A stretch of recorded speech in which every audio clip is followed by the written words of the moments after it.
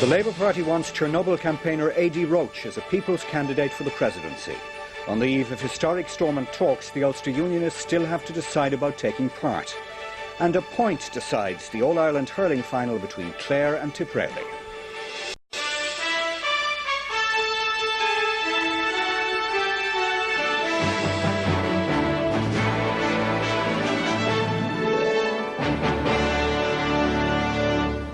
Good evening. RTE News has learnt that the Labour Party wants to propose the Chernobyl children's campaigner A.D. Roach as a presidential candidate.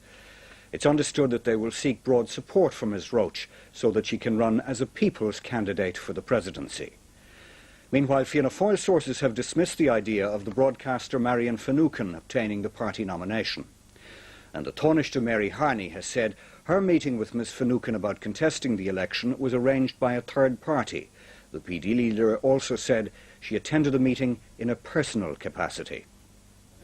Earlier this week, the Labour Parliamentary Party gave Dick Spring the go-ahead to see if he could come up with a candidate for the presidency from outside of their own ranks.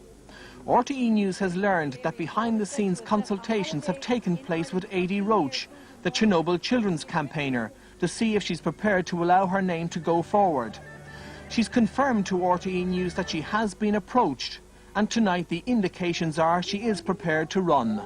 It's understood that in the coming days, Labour will seek the support of Democratic Left, the Green Party and Independents to get acceptance on their Chernobyl campaigner, being, as one Labour source called it, a people's candidate for the presidency.